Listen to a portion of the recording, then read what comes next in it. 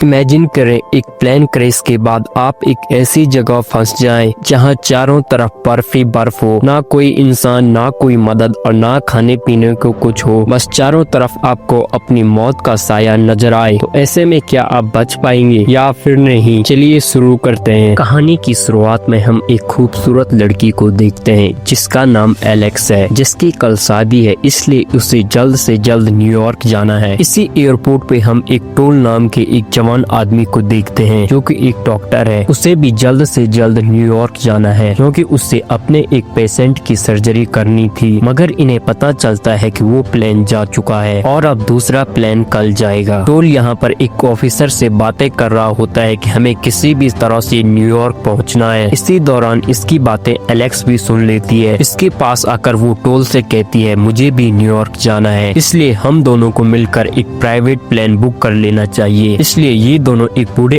आदमी के पास जाते हैं और यहाँ से एक प्राइवेट प्लेन बुक करते हैं। खैर इसके बाद ये सभी प्लेन में बैठकर जाने लगते हैं। यहाँ पर बूढ़े पायलट का एक कुत्ता भी होता है। अब सब कुछ सही चल रहा था कि तभी अचानक से पायलट की तबीयत बिगड़ने लगती है। ये देखकर टोल इसकी मदद करने इसके पास आ जाता है, लेकिन अब काफी देर हो चुकी थी, जिसके चलते इनका प्लेन एक ऊंची चोटी से टकराता है, जिससे प्लेन क्रैश हो जाता है। इस क्रैश में पायलट मारा जाता है। बाकी टोल, एलेक्स और वो कुत्ता बच जाते हैं, लेकिन ये भी काफी जख्मी हो गए थे। इसके बाद टोल प्लेन से बाहर आता है तो देखता है कि हम कहाँ फंस गए। टोल जोर जोर से आवाज लगाता है, लेकिन यहाँ पर दूर दूर तक कोई भी नहीं था। चारों तरफ सिर्फ बर्फ के पहाड़ थे। इसके बाद टोल पायलट को बाहर निकालकर बर्फ में दफना देता है। यहाँ पर हम एलेक्स को देखते हैं जो कि अभी बेहोशी की हालत में पड़ी हुई थी। टोल इसके जख्मों पर पट्टी करता है। यहाँ पर ठंड काफी ज्यादा थी, इसलिए ये लोग यहीं पर आग जलाकर कुछ देर आराम करते हैं। अब इसके अगले दिन टोल यहाँ से प्लेन को गुजरता हुआ देखता है और जल्दी से फ्लेयर गन को चलाता है ताकि उनको सिग्नल मिल सके, लेकिन प्लेन काफी ज्यादा ऊंचा था और वह अपने रास्ते सीधा ही निकल जाता है। एलेक्स काफी ज्यादा परेशान थी क्योंकि उसकी शादी कल थी और अब न जाने वहाँ क्या हो रहा होगा। इन दोनों में से किसी ने किसी को भी ये नहीं बताया था कि हम प्राइवेट प्लेन के जरिए आ रहे हैं। टोल कहता है कि अब हम यहाँ पर पूरी तरीके से फंस चुके हैं क्योंकि तुम्हारा मोबाइल टूट चुका है और मेरे फोन में नेटवर्क नहीं आ रहा है। जिस पर एलेक्स कहती है हम ऐसे हाथ पर हाथ धरे नहीं बैठ सकते क्योंकि हमारे पास खाने के लिए ज्यादा खाना नहीं है, इसलिए हमें चलकर यहाँ से निकलने का रास्ता ढूंढना होगा। जिस पर टोल कहता है कि बाहर ठंड काफी ज्यादा है जिससे हम बीमार हो जाएंगे, इसलिए अच्छा होगा कि हम यहीं पर किसी के आने का इंतजार करें। खैर दोनों कुछ दिन इसी के अंदर मदद के लिए इंतजार करते हैं, लेकिन 4 से 5 दिन गुजरने के बाद भी यहाँ पर इनकी मदद करने कोई नहीं आता। जिस पर एलेक्स कहती है कि अगर हम कुछ दिन ऐसे ही हाथ पर हाथ धर के बैठे रहे तो हम बिना कोशिश किए ही मर जाएंगे। वैसे भी हमारे पास अब खाना कुछ ही दिनों का बचा है, इसलिए हमें एक बार तो बाहर जाकर देखना होगा। इसकी ऐसी बातें सुनने के बाद टोल एलेक्स की बातें मान लेता है, लेकिन इससे कहता है कि तुम्हारे जख्म अभी पूरी तरीके से सही नहीं हुए, इसलिए तुम यहीं पर रहो, मैं बाहर जाकर देखता हूँ। इसके बाद टोल अकेले ही बाहर निकल जाता है, लेकिन यहाँ पर दूर दूर तक बर्फीले पहाड़ों के अलावा कुछ भी नहीं था। अब काफी दूर चलने के बाद टोल भी थक कर वापस आने लगता है, मगर इसी दौरान उसका पैर फिसल जाता है और लुढ़कता हुआ नीचे गिर जाने लगता है। नीचे काफी गहरी खाई होती है, मगर अचानक टोल कुछ पत्थरों की वजह से अटक जाता है, जिससे खाई में गिरने से वो बच जाता है। वहीं एक तरफ हम एलेक्स को देखते हैं जो कि टोल के मोबाइल से कुछ रिकॉर्डिंग सुन रही थी, मगर तभी अचानक यहाँ पर एक खतरनाक जंगली जानवर आ जाता है, जिसे देखकर पायलट का कुत्ता उसके ऊपर भौंकने लगता है और इसे मारने बाहर चला जाता है। लेकिन वो जंगली जानवर खतरनाक था और कुत्ते को जख्मी कर देता है। जिसके बाद जंगली जानवर एलेक्स के पास आने लगता है, जिसे देखकर एलेक्स काफी ज्यादा डर गई और जल्दी जल्दी फ्लेयर गन को निकालकर इसके सिर के ऊपर फायरिंग करती है, जिससे कि वो यहाँ से भाग जाता है। जिसकी थोड़ी देर बाद यहाँ पर टोल भी आ जाता है, जिसके आते ही एलेक्स उसे उस जानवर के बारे में बताती है और कहती है कि उसने इसके सिर में गोली मारी है और बहुत ज्यादा दूर नहीं गया होगा, यानी वो आसपास ही मरा होगा, इसलिए हमें उसको देखना चाहिए। इसलिए टोल बाहर देखने जाता है तो उसे थोड़ी दूर जाने पर वह जानवर मिल जाता है जो काफी पहले ही मर चुका था। टोल इसे अंदर लाते हैं और इसके मीट को पकाते हैं। इन्हें काफी दिनों के बाद कुछ अच्छा खाने को मिला था क्योंकि इन्होंने इतना अच्छा खाना काफी दिन से नहीं खाया था, इसलिए अपने बचे खाने को अपने बैग में रख लेते हैं ताकि इसे बाद में खा सकें। तभी एलेक्स कहती है कि हमें इस चट्टान से नीचे जाना चाहिए, हो सकता है वहाँ तुम्हारे फोन में नेटवर्क आ जाए क्योंकि हमारे पास यहाँ से निकलने का सिर्फ यही एक रास्ता है। लेकिन टोल कहता है ऐसा नहीं हो सकता, नेटवर्क तो यहाँ पर आ ही नहीं सकता क्योंकि मुझे ये जगह दुनिया से कहीं दूर लगती है और अगर हम बाहर जाते हैं तो ठंड की वजह से मारे जा सकते हैं। जिस पर एलेक्स कहती है कि वो अच्छा रहेगा क्योंकि हमें यहाँ से निकलने की कोशिश करनी चाहिए क्योंकि हमारे पास ज्यादा दिनों का खाना भी नहीं बचा है, इसलिए हमें जल्द से जल्द यहाँ से जाना चाहिए। अगली सुबह एलेक्स जल्दी उठ खड़ी होती है और कुत्ते को लेकर आगे मदद के लिए जाने लगती है। लेकिन बाहर बर्फीले चट्टानों के अलावा दूर दूर तक कुछ भी दिखाई नहीं दे रहा था, मगर फिर भी एक छोटी उम्मीद के लिए जाने लगती है। दूसरी तरफ हम टोल को देखते हैं जो कि अभी सोकर खड़ा होता है। वो देखता है कि एलेक्स यहाँ पर नहीं है। उसी दौरान उसे यहाँ पर एक लेटर मिलता है जिसमें एलेक्स ने लिखा था कि वह मदद के लिए जा रही है और अगर उसे कोई मदद मिले तो वो उसे भी अपने साथ लेकर जाएगी। लेकिन टोल को पता था कि यहाँ से निकलने का कोई रास्ता नहीं है क्योंकि वो पहले ही काफी दूर दूर तक देख चुका था। टोल बाहर निकलता है और एलेक्स के कदमों को देखता है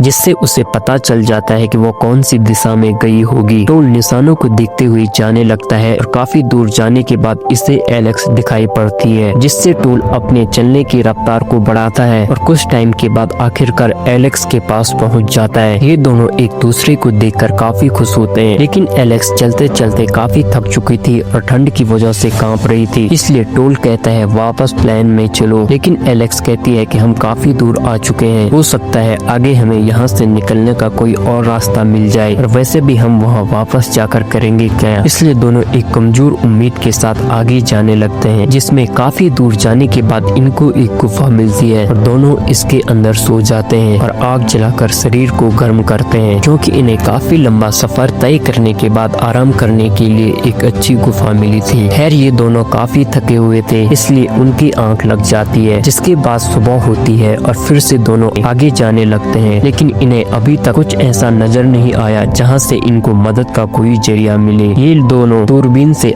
आसपास देखते हैं। इसी दौरान इन्हें सामने एक चमकती हुई चीज दिखाई देती है, लेकिन वो काफी ज्यादा दूर थी। फिर भी ये दोनों थके हारे उस जगह जाने लगते हैं। अब काफी देर चलने के बाद दोनों उस जगह पहुंच जाते हैं जहाँ से वो चमक नजर आ रही थी। लेकिन यहाँ आकर देखते हैं कि नीचे एक गहरी खाई और बर्फ पिघली हुई है, लेकिन यहाँ एक पतली सी बर्फ की दीवार भी होती है जिस पर टोल कहता है कि अगर हम यहाँ से फिसले तो सीधा नीचे गिरेंगे, इसलिए हमें यहाँ से नहीं जाना चाहिए। टोल कहता है कि हमें वापस उसी गुफा में चले जाना चाहिए, जिस पर एलेक्स गुस्से में कहती है कि आखिर हम वहाँ जाकर करेंगे क्या हम अपनी मौत का इंतजार करेंगे वहाँ। इसी दौरान इन्हें पता चलता है कि वो कुत्ता इनके साथ नहीं है, यानी वो इनसे बिछड़ गया है। टोल कुत्ते के पंजों के निशानों को देखते हुए उसे ढूंढने जाता है, मगर थोड़ी ही दूर जाने पर टोल को एक घर दिखाई देता है जिसके अंदर कोई भी इंसान मौजूद नहीं था। जिसके बाद टोल जल्दी से वापस एलेक्स के पास जाता है और जैसे ही एलेक्स इसके पास वापस जाता है वो देखता है कि एलेक्स बर्फ में पानी के नीचे डूबने वाली है। ये देखकर टोल जल्दी से इसके पास जाता है और इसे किसी तरह से बाहर निकालता है और उसे उठाकर घर के अंदर ले जाता है, जहाँ पर एलेक्स बेहोशी की हालत में होती है क्योंकि नीचे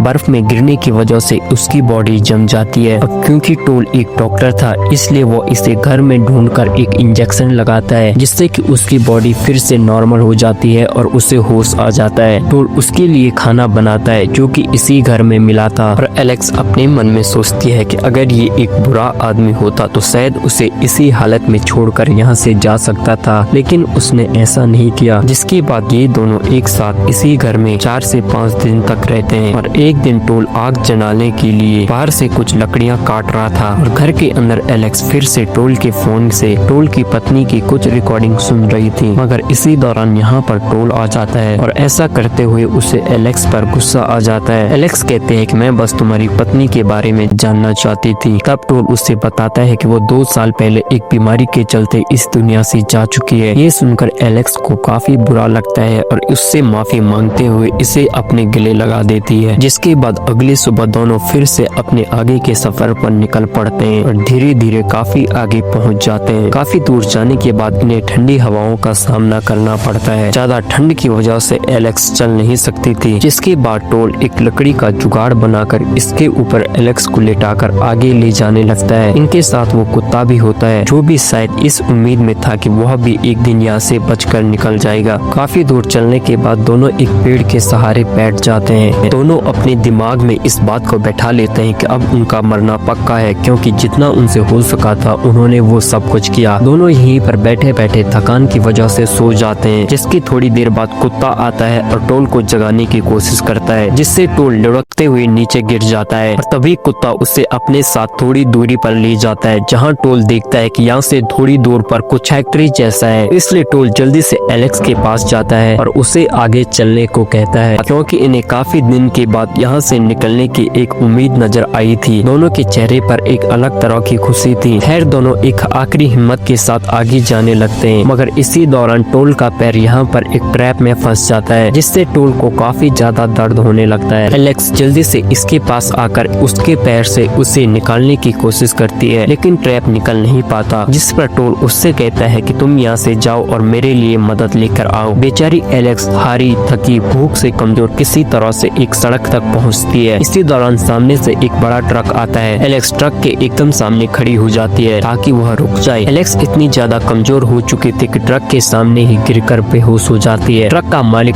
ट्रक को रोकता है, जिसके बाद सीन कट होता है और हम इन दोनों को हॉस्पिटल में देखते हैं। टोल जल्दी से एलेक्स के रूम में आता है और हंसते हुए बातें करता है, मगर इसी दौरान यहाँ पर एलेक्स का पियोन्सी आ जाता है, जिससे एलेक्स की शादी होने वाली है। एलेक्स इससे कहती है कि अगर टोल मेरे साथ नहीं होता तो मैं किसी भी हालत में जिंदा नहीं बच पाती, जिसके लिए ये आदमी टोल का शुक्रिया अदा करता है। जिससे टोल को भी समझ आ जाता है कि उनका सफर अब यहीं तक था, क्योंकि एलेक्स की जिंदगी अलग थी और उसकी अलग। जिसके बाद टोल यहाँ से चला जाता है। दिन गुजरते गए और टोल फिर से अपने डॉक्टरी का काम करने लगा। वहीं दूसरी तरफ एलेक्स भी सिर्फ टोल को याद कर रही होती है, क्योंकि उसका दिल उसके लिए धड़कने लगा था। इसलिए एक दिन एलेक्स टोल को कॉल करती है, लेकिन टोल उसकी फोन को उठाता नहीं, क्योंकि उसे लगता था कि उसके कॉल उठाने से एलेक्स के रिश्ते में दरार आएगी। जिसके बाद वे दोनों एक रेस्टोरेंट में एक दूसरे से मिलते हैं। एलेक्स उससे कहती है कि आखिरकार तुम मेरे फोन को उठा क्यों नहीं रही हो। इस पर टोल कहता है क्योंकि मैं नहीं चाहता कि तुम मुझे याद आओ। मैं पूरी कोशिश कर रहा हूँ तुम्हें भुलाने की, और हाँ वैसे भी तुम शादीशुदा हो। जिस पर एलेक्स कहती है कि मैंने अब ब्रेकअप कर लिया है और मैं तुमसे प्यार करती हूँ, क्योंकि तुम ही हो जो मुझे समझ पाई हो। मैंने तुम्हारी जैसा अच्छा इंसान अपनी पूरी जिंदगी में नहीं देखा। जिसके बाद दोनों रेस्टोरेंट से बाहर निकलते हैं और दोनों एक दूसरे के गले मिलते हैं और दोनों अपने अपने रास्ते निकल पड़ते हैं। हालांकि दोनों का दिल सिर्फ एक दूसरे के लिए ही धड़क रहा था। दोनों की आंखों में आंसू भी भरे हुए थे, लेकिन फिर ना जाने दोनों को क्या हो जाता है। दोनों फिर से एक दूसरे की अपोजिट डायरेक्शन में भागने लगते हैं और भागते भागते एक दूसरे को गले लगा देते हैं और यहीं पर ये कहानी खत्म हो जाती है। अब आगे क्या हुआ दोस्तों हमें कहानी में दिखाया नहीं जाता, इसलिए आपसे उम्मीद है अगर आपको वीडियो पसंद आया हो तो वीडियो को लाइक व चैनल को जरूर से सब्सक्राइब कर देना। मैं मिलता हूँ आपसे एक नई वीडियो में, तब तक के लिए गुड बाय।